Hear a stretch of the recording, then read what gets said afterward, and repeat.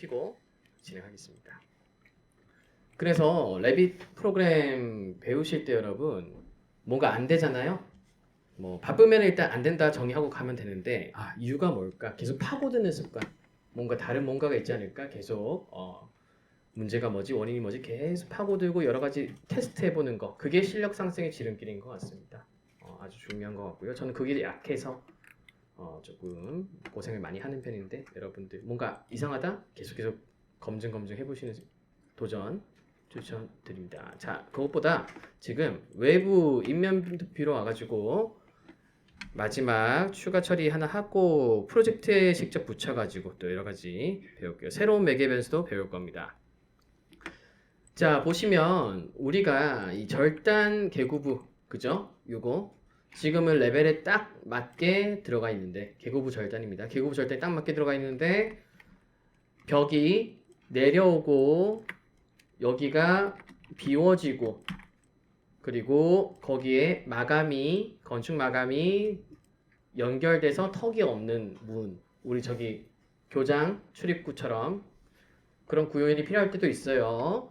이건 시공빔 하는 제 동료 아까 컨스케어 그 친구한테 배웠는데 건설사에서는 이렇게 했대요. 자 여기에 참조 평면을 하나 그려서 저도 이렇게까지는 안 쓰다가 오 좋다 해서 제 패밀리에 적용을 시켰습니다. 내가 단차를 이렇게 깎아 먹어야 될 때가 있고 없어야 될 때가 있고 그런 경우일 수가 있어 가지고요. 일단은 여기 아래쪽에 참조선 하나 그어서 그 경우 수도 커버해 보겠습니다. 약한 참조 아니고요. 참조가 아님으로 가고 DI 하셔서 여기 밑에 지금 외부 인면뷰입니다. 밑에서부터 참조 레벨까지 하나 딱 잡아주고요. 매개 변수 만들기 전에 이 상태에서 개구부 절단 탭 눌러서 잘 선택하시고 편집 버튼을 누르시던지 더블 클릭하셔서 핑크색 선 만드십시오. 이거 우리 기억나십니까? 시공오차 할 때 좌우 상단 고정했죠? 마찬가지로 여기 밑에다가 얘를 땅 잡아주시면 기존의 구속이 풀린다라는 메시지고요. 우리가 의도적으로 지금 푸는 거니까 구속 조건 제거 누르시고 방금 그런 메시지도 두려워하지 마시고요. 내가 의도적인지 아닌지를 잘 판단하셔서 가시면 됩니다. 최종적으로는 여기가 아니라 여기 아래쪽으로 다시 재구속해서 이렇게 잡아주시고 확인 누르시면 어떻습니까? 필요 없을 때는 이 값이 제로일 때고요. 그죠? 필요할 때는 이 값이 들어가면 되겠네요. 그죠? 자, 그러면 요 매개 변수를 정의 한번 해보겠습니다. 매개 변수 정의 해볼게요. 자, 세로 작성 따라가기 어려우신 분들은 눈으로만 봐주세요. 선택, 편집, 그리고 공유 매개 변수 하나 추가하고요. 저는 명명하기를 BOT 바텀의 약자 우리 LOL 게임 좋아하시는 분들이 익숙하실 텐데 자 DR 그 다음에 얘는 호스트죠 호스트 그 다음에 높인데요 상세 정보 뭐요 BOT 저 이렇게 주기를 권장드리겠습니다. 높이와 관련된 매개 변수인데 이 아래 하단부에 대한 어떤 값이다 이렇게 하셔도 되고 다르게 주셔도 당연히 되고 길이 값으로 갈 거니까 잘 보시고요. 확인 누르시고 등록하시고 여기서 선택 호스트 HBOT 탑 미드 봇 이렇게 많이 쓰죠. 확인 누르시고 유형으로 가시면 자, 이 문이 만나는 마감 두께가 얼마냐에 따라서 이 봇 값을 바꿀 수가 있을 겁니다. 너무 크네요. 좀 줄일게요. 이렇게. 자, 잘 주셨으면은 패밀리 유형 가셔서 여기 BOT 값을 저는 100으로 기본값 넣겠습니다.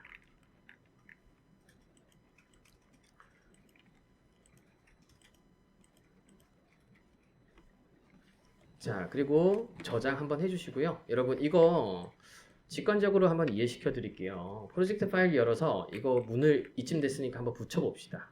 자, 저장하신 상태에서 파일 탭 새로 작성, 그 다음에 프로젝트 RBT 파일을 하나 열어주시고요. 자, 템플릿 여러분 무조건 건축 아니고요. 시공 템플릿 초반 세팅, 건축 템플릿 초반 세팅이 다 다릅니다. 패밀리 구성도 다르고. 그래서 내가 적절한 거를 선택하시면 됩니다. 전환 설계하시는 분들은 시공 템플릿 많이 보시고요. 계획할 때 쓰시는 분들은 건축 템플릿이 편하고 뭐 그런 게 있습니다. 그래서 건축 템플릿 확인 눌러서 가시면 돼요. 조심하셔야 될 거는 무조건 시공 템플릿으로 해야 된다. 하나의 규칙으로 암기하셔서 배우시면 안 됩니다. 내가 적절한 걸 선택하시는 거예요. 자, 이렇게 1층 평면도로 이동하시고 벽 하나 아무거나 벽 왼쪽에서 오른쪽으로 가운데 배치할게요. 이렇게 잘 그리셨습니까? 네, 감사합니다. 자, 그리고 아까 우리 호스트 패밀리 잘 확인하시고요. 얘를 아까 프로젝트 벽에 붙여 봅시다. 자, 핸들은 잠깐 끄고. 자, 프로젝트 로드한후 닫기 말고요. 우린 테스트니까 로드로 이번엔 넣어볼게요. 자, 로드 하시고 여기 뭔가 보이십니까? 그죠? 나타나나요? 클릭하시면 이렇게 벽이 뽕 들어갈 겁니다. 자, 되셨으면은 바닥 한번 그려볼게요. 바닥 이것도 목재 마감 아닙니다. 그냥 일반으로 갈게요. 일반으로 가고 헷갈리니까 이렇게 그냥 문을 거쳐가도록 작성. 3D로 보시면 이런 형태입니다.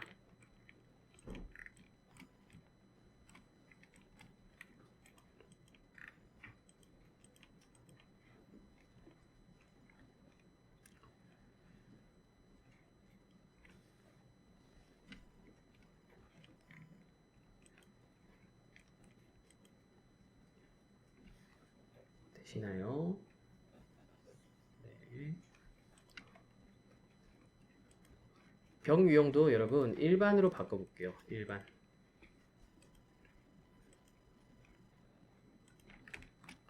자, 되셨으면 이 문을 선택하시고 음영으로 바꿀게요. 문을 선택하시고 유형 편집 가서 BOT를 일단 0으로 한번 만들어 볼게요. 0으로.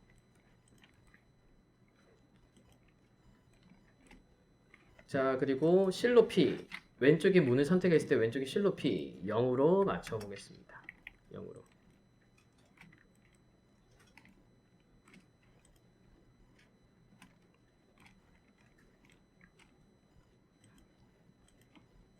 되시나요? 좋습니다. 자, 어떤 것 때문에 봇이 필요한지 말씀드릴게요. 지금 사실은 뭐 건축 구조 레벨 잡고 모델을 정확히 한 상태가 베스트인데요. 일단 우리가 값으로만 테스트할 수 있어서 얘가 화면만 보고 판단해 주세요. 얘가 콘크리트 바닥입니다. 그죠? 얘가 콘크리트 벽이라고 칩시다. 구조벽과 구조바닥. 근데 지금 문을 넣으면 BOT라는 게 없으면은 이렇게 콘크리트 바닥에 딱 맞춰서 벽이 들어가야지 밑에가 딱 턱이 없이 딱 들어가죠. 근데 필연적으로 여기 콘크리트 바닥 위에 마감이라는 게 더 씌워지지 않습니까? 그죠? 예를 들어서 마감 두께가 150이라고 칩시다. 바닥이. 자, 그럼 실높이 얘를 이제 150을 줘서 띄워줄 겁니다. 150. 그럼 어떻게 됩니까? 필연적으로 레빗 패밀리 특성상 요게 생겨버립니다. 자, 그럼 예를 들어서 이렇게 한번 보여드릴게요. 저만 할게요.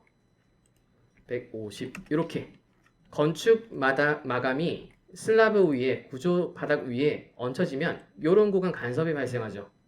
그죠?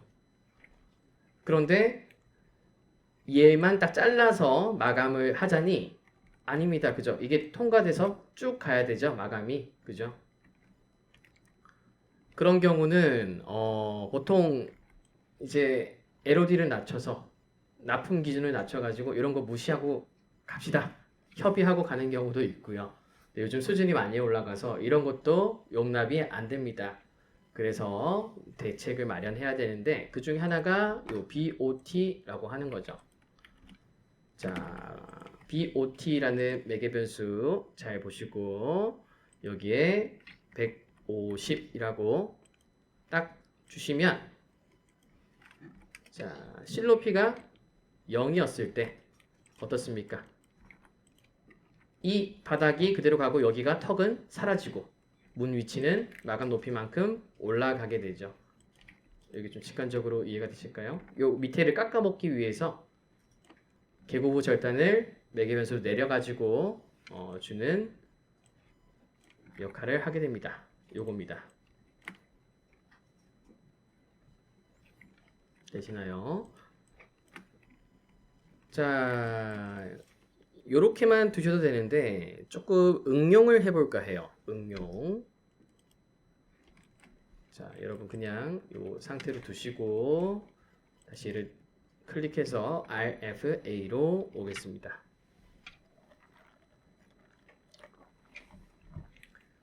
자, 쓰다 보면 얘를 켜야 될 때가 있고 꺼야 될 때가 있고 그런 변주를 주고 싶어요. 예를 들어서 밑에 값을 주는 걸 쓰고 싶을 때가 있고 안 쓰고 싶을 때가 있고 yes 쓰고 싶다, no 안 쓰고 싶다 이런 선택지에 관한 매개 변수를 활용하면은 좀 더 많은 걸 하실 수가 있습니다. 뭐 보여지게 하겠다, 안 하겠다 이런 것도 있고요. 그래서 그거를 응용해서 좀 가볼까 하는데 우선 요거부터 잠깐 봐주십시오. 매개 변수 특성 창 같이 따라해 보실 분 따라해 봐 주세요. 매개 변수 새로 생성 눌러가지고 하나 만들어 놓겠습니다. 자, 편집 버튼 누르시고 매개 변수 새로 작성까지 갈게요.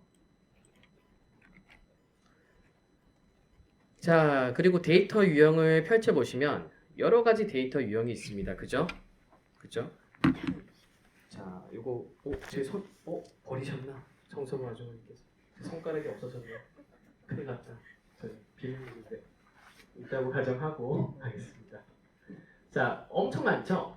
사실은 이 개수가 데이터 관점에서 정리하면 한 5가지입니다. 나중에 또 수업 시간에 할 건데 그때 말한 것처럼 스트링이라고 하는 문자 데이터, 더블, 그 유리수, 인티저, 정수, 그리고 불리언, 트루 폴스라고 하는 불리언 데이터, 그 다음에 또 하나 다른 것도 정의하는 게 있는데, 자, 길이와 관련된 거, 뭐 치수와 관련된 것은 다 더블 또는 인티저, 정확히는 더블일 겁니다. 숫자와 관련된 것들이 있고요. 그 다음에 문자라든지 ID 데이터는 여기는 없지만 입력하는 것들은 다 스트링이라고 하는 문자 데이터일 겁니다. 그래서 그것들이 여러 가지로 명명돼서 세분화된 건데 여기 보시니까 예 아니요 예 아니요 번역이 이렇게 됐는데 yes or no라고 영문 버전에서 나와 있을 거고요. 컴퓨터적으로 보면은 true false true false 참 거짓 참 거짓 이런 식으로 선택하는 데이터 유형이 있을 겁니다. 엄청 많이 하실 겁니다. 나중에 크레스프하고 그거 할 때. 자, 요거를 최초로 우리가 한번 만나서 응용을 해볼 건데 목표는요. 봇을 쓸 거면 예, 봇을 안 쓸 거면 아니요. 이렇게 두 가지 경우 수를 줘가지고 갈 겁니다. 예, 아니요라는 매개 변수 유형을 부여하면요. 체크 박스가 생겨가지고요. 체크하면 예, 체크하지 않으면 아니요, 체크하면 true, 체크하자면 false. 얘는 true고요. 아니오는 false. 이런 식으로 두 가지 경우의 수로 데이터가 관리가 될 겁니다. 자, 예, 아니오 데이터 유형하고요. 그 다음에 저는 이렇게 명명하는 걸 좋아해요. 호스트까지 가는데 VIS 이렇게 하겠습니다. 껐다 켰다는 보통 이제 시각적인 요소에서 제어하는 경우가 많아서 저는 비주얼라이제이션에 또는 비주얼에 약어인 VIS를 많이 활용합니다. 그리고 어떤 거요? 바텀에 관한 부분. 자, 이런 식으로 그냥 규칙을 정한 것 뿐이고요. 데이터 유형은 예, 아니요 해서 확인 누를게요. 자, 그리고 여기에 VI 스폿 확인 누르고 최종적으로 리스트에서 골라서 확인 누르겠습니다. 유형 해도 되고 인스턴스 해도 되는데 일단은 그대로 두고 갈게요. 유형 갑니다. 유형. 자, 그러면 여기 보이십니까? 얘를 체크했을 때 다시 체크해보면 체크 안 했을 때 두 가지 값이 입력이 되겠네요. 그죠? 타이핑하는 게 아니라요. 눌러가지고 체크, 예, 체크, 해제, 아니요. 이런 식으로 딸깍딸깍 버튼이 되는 겁니다. 응용할 수 있는 게요. 핸들을 보이게 할 거냐, 핸들을 안 보이게 할 거냐. 스위치처럼 딸깍딸깍 하실 수 있는 4개로다. 자, 그러면 좀 난이도가 있지만 우리는 어떤 걸 해볼 거냐? 우리가 유저가 얘를 체크했을 때 이 보시라고 하는 높이는 0으로 고정시킬 거고요. 체크를 해제했을 때 이 값은 입력할 수 있게 만들 겁니다. 굳이 안 해도 되지만 학습 차원에서 응용해 볼게요. 실무할 때 무조건 이렇게 해야 됩니까? 그건 아니라는 거 아시겠죠? 저희는 배우는 과정입니다. 그죠? 자, 그때 필요한 게 if라고 하는 이제 조건문이 등장합니다. 여러분 F1 누르시고 키워드 검색에 조건문이라고 치시면 수식에서 조건문 사용이라고 하는 매뉴얼이 나와 있어요. 조건문은 정말 많이 쓰입니다. 사칙 연산자 다음으로 이제 또 여러분 바로 활용하실 게 if 관련된 건데요. 그 레빗뿐만 아니라 라이노든 다른 소프트웨어에서도 많이 사용될 겁니다. 자, 요거 보시면 돼요. 프로그램마다 if 조건문을 구현하는 규칙이 조금씩 다른데 일단 레빗 기준으로 보면요. if 만약에 괄호 열고 특정 컨디션을 부여해요. 그쵸? 그 결과가 참이면 다음 값이 나오고요. 그게 거짓이면 그 다음 값이 나오게 짜는 겁니다. 이거는 중요하니까 좀 적어볼게요. 전 필기를 잘 안 하는 편인데 if 그죠? 그 다음에 컨디션 뭐 x가 다시요. x가 음수다. 그러면 a 그러면 b 이런 식으로 보시면 돼요. 예를 들어서 조건문에 이렇게 걸었습니다. 그러면은 우리가 마이너스 1일 경우 값이 x가 마이너스 1일 경우 어떻습니까 여러분? 이 컨디션에 비유해 봤을 때 참입니까? 거짓입니까? 참이죠. 그러면은 이거에 의거하면은 참일 때 결과값이 이렇게 나간다. 참이니까 둘 중에 뭐가 도출이 될까요? A가 나오겠죠. 그죠? 참이니까. 이 조건이 참이니까 A가 아웃풋으로 나옵니다. 반대로 X가 10이에요. 얘는 이 양수니까 거짓이죠. 거짓이면 뭐가 나갑니까? A가 아니라 B가 나간다. 요겁니다. 간단하죠? 보면은 네, 요거를 기억하시는데 많이 헷갈릴 수 있어요. 처음 쓰시다 보면 저도 젬병이라서 수학의 젬병이라서 항상 고민을 많이 해야 되는 편인데 익숙해지더라고요. 자, 그러면 요거를 생각을 하시고 내가 여러 가지 레빗에서 통용되는 표현 기법으로 간다고 보시면 돼요. 자, 어렵습니다. 잘 봐주시고 작성을 한번 해보죠.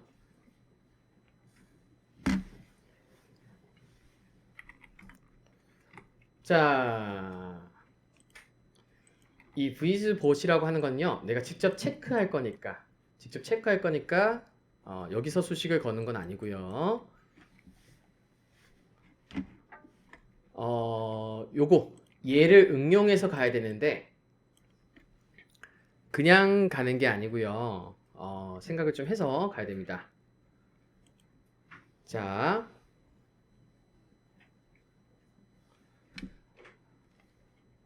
이 값은 얘가 yes일 때 한번 글로 한번 써볼게요.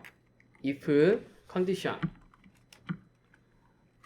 여기 비즈 보시라고 하는 게 true일 때, 이게 yes일 때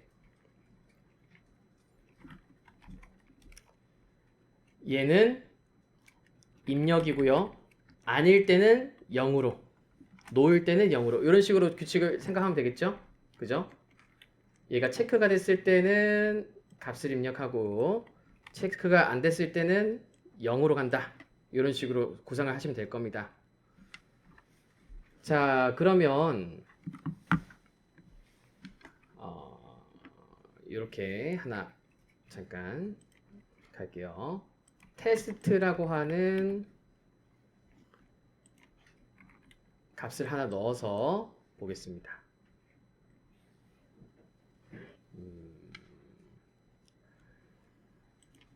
자, 가볼게요. 자, if 갑니다. if 그 눈으로 한번 보세요. dear host biz가 yes일 때인데 레빗에서는 yes가 아니라 그냥 이대로 두면 체크박스가 돼서 데이터 자체가 바로 인식이 됩니다. 한번 볼게요. 자, 컨디션 얘 컨디션에 따라서 참일 때는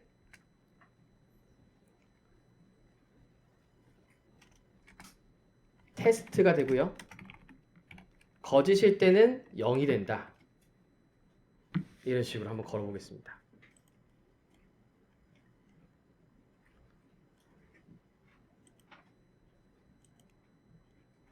잠깐만요. 자, 이렇게 해서 테스트를 100으로.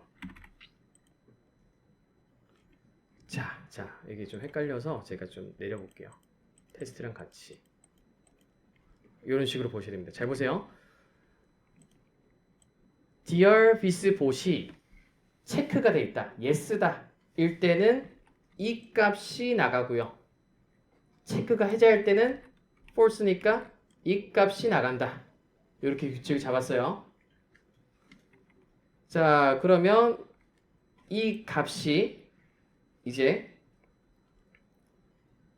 제가 체크를 해제했을 때는 false니까 bot이 0이 되는 거고요.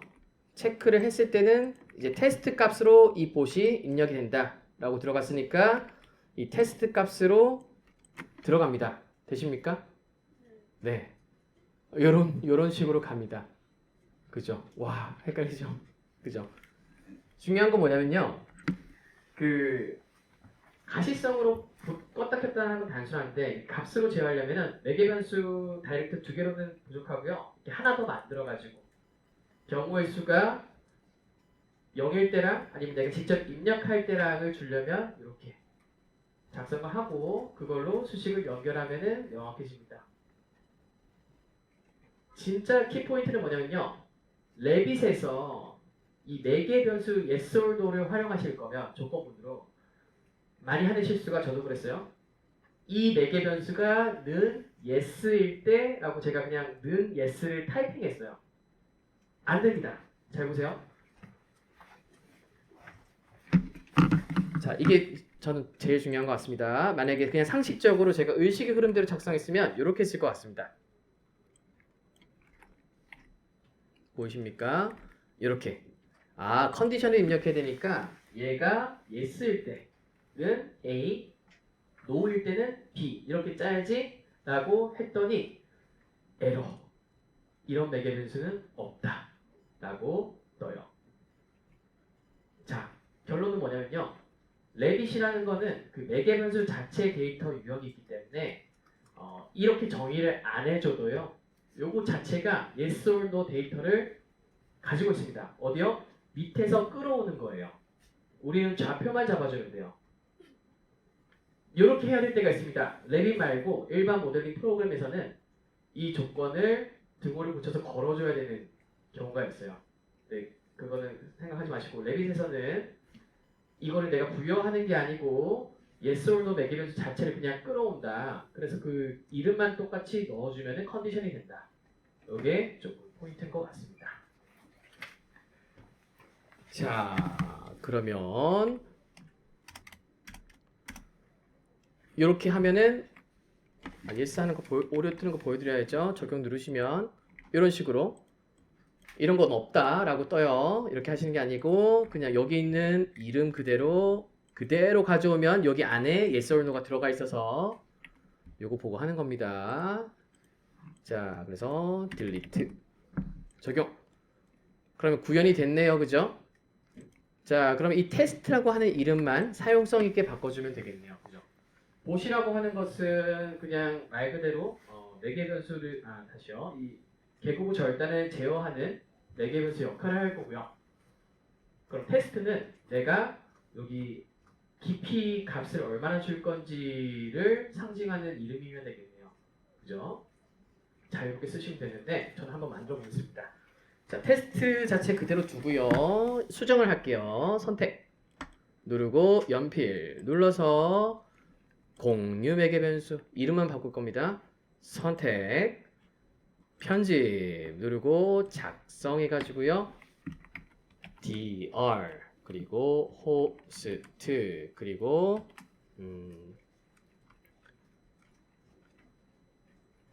뭐가 좋을까요? 이거는 좀 고민이 되긴 하네요.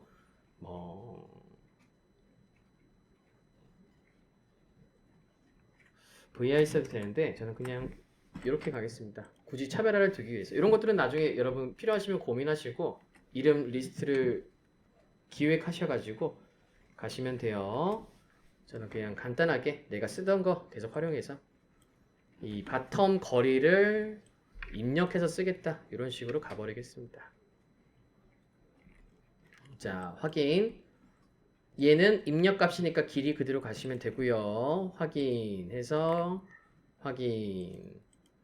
지금 매개 변수가 엄청나게 많죠? 그죠? 그래서 이것들도 정의서를 하나 만드시는 게 좋아요. 엑셀이나 스프레드시트 하나 하셔가지고 표를 하나 만드셔가지고 정확히 어딘가에 명시를 해놔야 헷갈리지가 않습니다. 자, 가시면 되는데 어떤 걸로 하면 좋을까요? 이것도 한번 해볼게요. 어떤 걸로? 룸마다 마감이 달라질 수 있지 않습니까? 그죠? 유형마다 제어해버리면 마감이 달라지는 구간 대응이 안 되겠죠.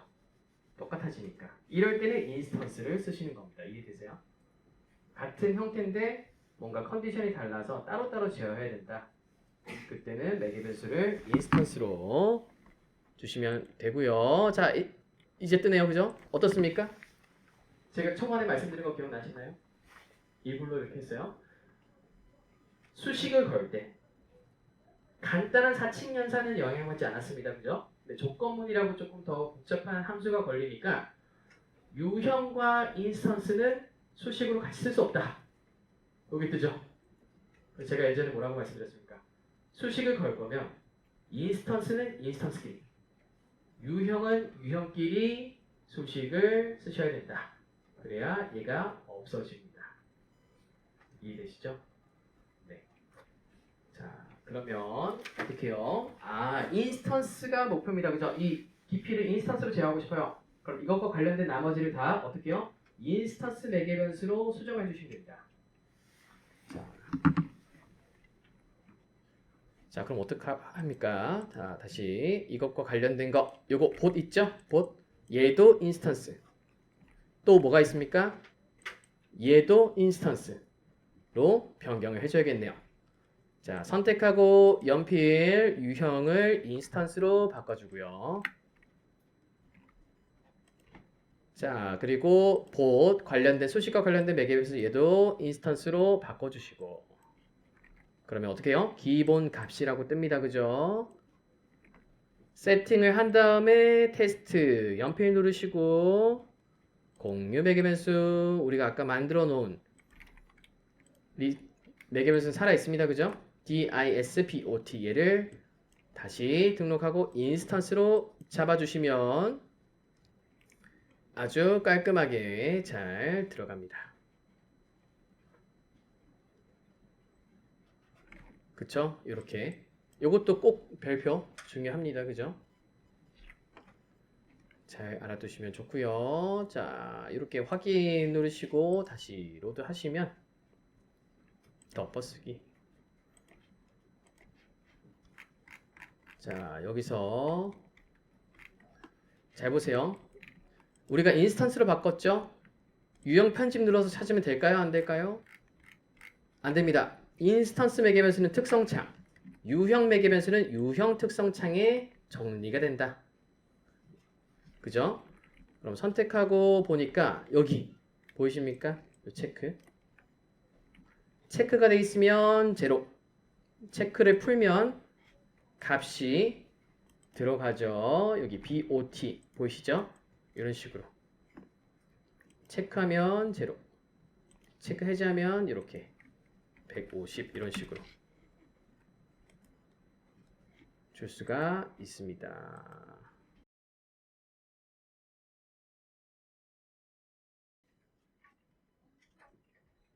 비즈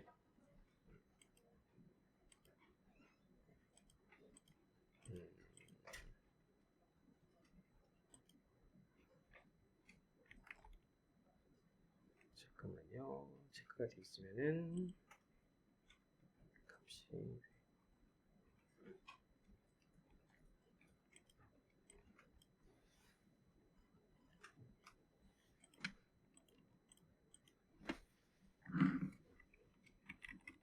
잠시만 기다려주세요. 이거를 바꿔도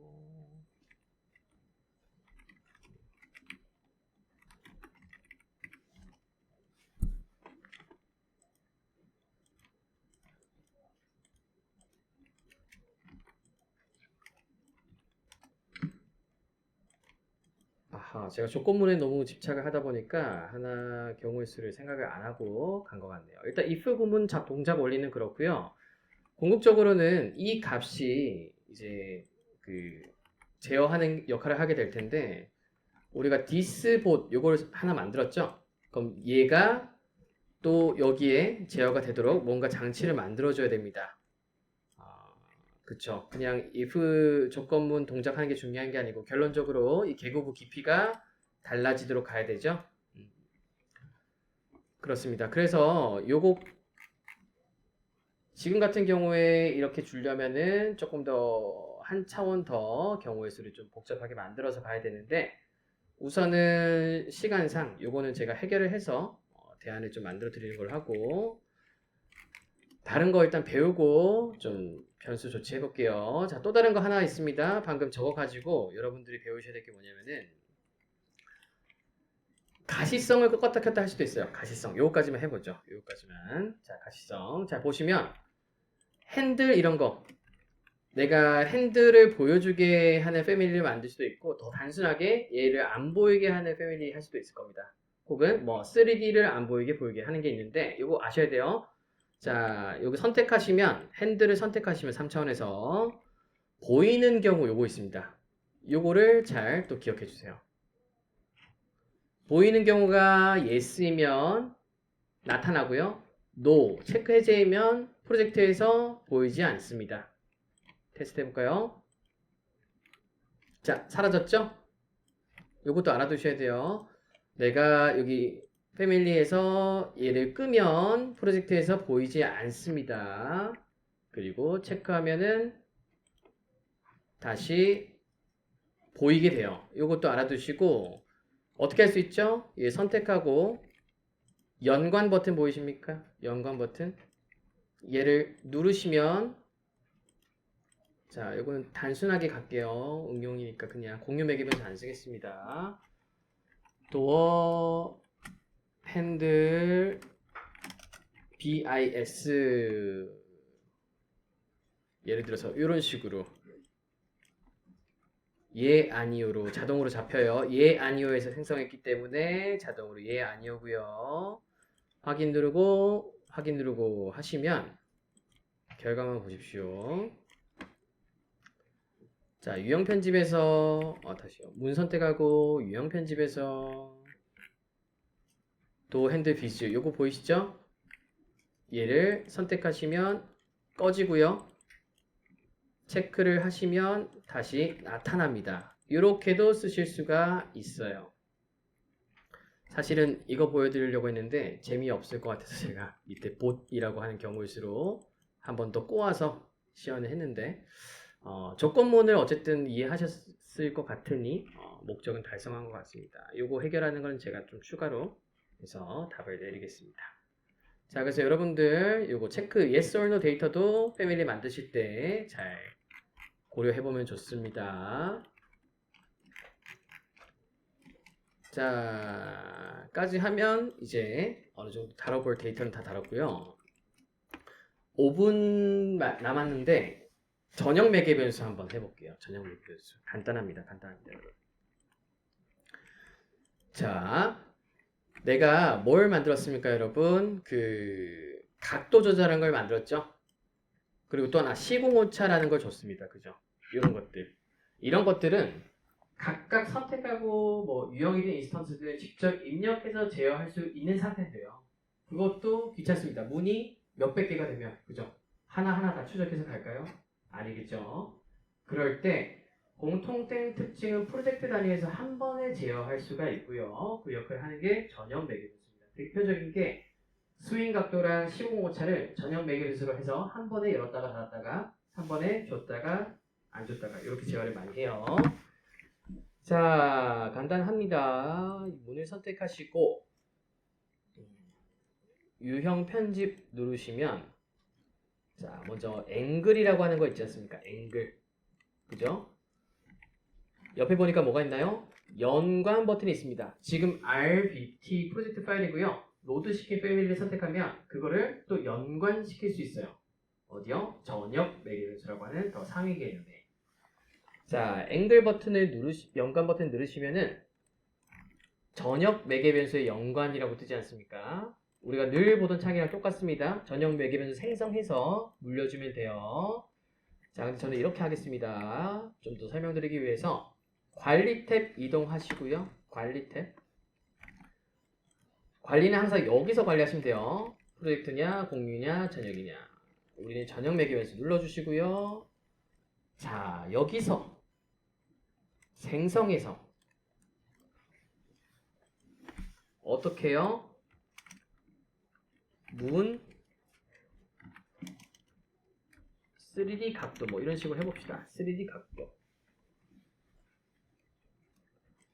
데이터 유형 조심하셔야 돼요. 우리는 뭡니까? 앵글이라고 하는 각도 값을 얼마 줄 거냐를 정하는 거죠.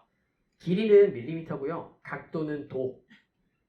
단위가 다르죠? 단위가 다른 유형의 데이터입니다. 자, 그래서 각도로 반드시 잡아주시고 유형을 각도로 잡아주시고 확인 누르시면 여기 나오죠? 자, 그리고 또 하나 바로 만들게요. 시공 오차. 문 시공 오차 직관적으로 그냥 길이로 두고 가겠습니다. 이렇게 전체를 제어하는 글로벌 또는 전역 매개변수를 만들었어요.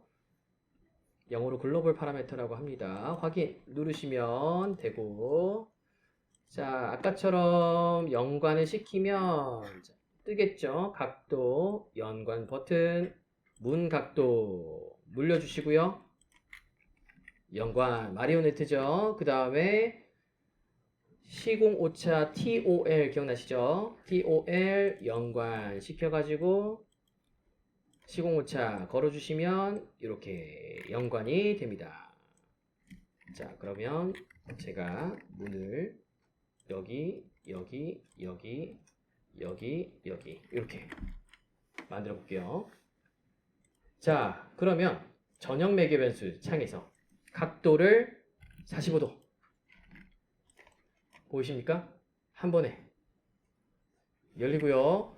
시공오차 보기 좋게 크게 해보겠습니다. 한 번에 제어가 되죠. 뭐 90도, 0도. 그래서 필요할 땐 닫았다가 뭔가 시각화할 때는 열었다가 이런 식으로 한 번에 제어를 시킬 수 있습니다. 자, 여러분 오늘 마치기 전에 이 전형 매개 변수도 활용도가 높구나라는 거 꼭 기억을 한번 해주시면 좋겠습니다. 자, 우선 여기까지 하고 10분 쉬겠습니다. 수고 많으셨습니다. 다음 시간에 뵐게요. 질문 있으신 분 주시고요. 네, 같이 여기 못 풀었던 숙제 한번 풀어보실 분들은 저랑 상의하면서 같이 최적의 방안을 만들어 봅시다. 저도 고민해서 답을 알려드릴게요. 우선 다음 시간 그 라이노 차근차근 진행할 텐데 우선 10분 쉬시고 제가 가이드 드리는 대로 진행해 주시면 되겠습니다. 멘트는 다음 시간에 할게요. 시작.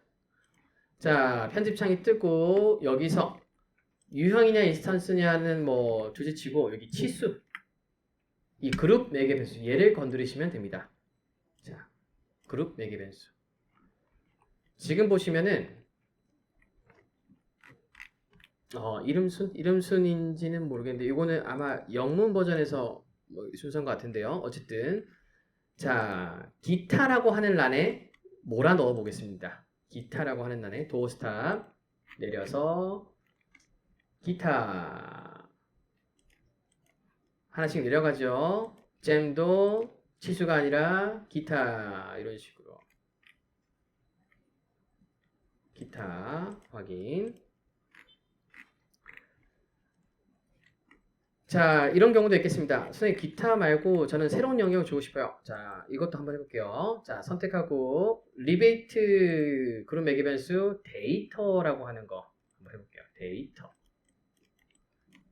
자, 확인 누르니까 어떻습니까? 비어있는 그룹이다 보니까 그룹이 생성되면서 거기에 또 수납이 되네요. 이런 식으로 하셔도 됩니다. 안 쓰는 그룹 중에 유사한 속성을 하나 고르셔가지고요. 거기다가 밀어 넣으셔도 돼요. 네, 저라면 이 데이터 수납장은요. 표준 공사 코드라든지 뭔가 납품 기준으로 밀어 넣어야 되는 그런 데이터들을 여기 수납함에 넣을 것 같습니다. 이런 것들도 실제로 요구되는 대로 판단하시고 옮기시면 돼요. 한번 해봤고 기타로 밀어 넣겠습니다. 자, 이렇게 하나씩 줄여 나가면 여기 있는 것들은 다 기타로 내려가면서 뭐만 남습니까? 높이랑 폭. 그죠? 이런 것만 남겠죠? 그러면 딱 열었을 때 상단에서 이것만 제어하면 되겠네요. 그리고 필요하면 밑에 기타에서 이런 것들 다 잡아주고. 네. 자, 그리고 또 하나. 핸들 껐다 켰다. 비주얼, 시각적으로 체크박스 하는 거. 이것도 밑에 숨겨져 있으면 찾기 힘들죠? 그죠? 이거 좀 잘 보이게 하려면 어떻게 하냐? 저는 이렇게 합니다. 비즈라고 분류된 이 매개 변수는요. 편집 버튼 눌러가지고 기타 중에 올려보시면 그래픽이라는 게 있어요. 그래픽. 이것도 비어있는 수납함인데 뭔가 시각적인 걸 체크하는 거니까 그래픽스럽죠? 이유는 다 그거 하나밖에 없습니다. 그래픽에다가 확인 누르시면 기존 프로그래밍 된 순서상 그래픽 수납함이 상단에 항상 노출이 됩니다. 그래서 뭔가 내가 스위치를 만들면 그래픽에 넣으면 저기 위에 딱 깔끔하게 정리가 돼서 이렇게 되겠죠?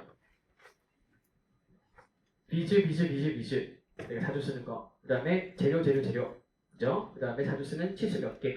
나머지는 기타. 이런 식으로 정리를 할 수가 있고 그다음에 복잡하게 설계되더라도 좀 깔끔하게 작업하실 수가 있습니다. 요거까지도 여러분 조금 한번 보시고요. 자, 레빗 패밀리는 일단 여기서 끊겠습니다. 종료하고 여러분들 잠깐 수업 정리하거나 뭐 못다한 실습 해보시거나 이런 거 정리하는 거 시간 좀 하시는 동안 저는 라이센스 발급하고 점검하겠습니다. 자.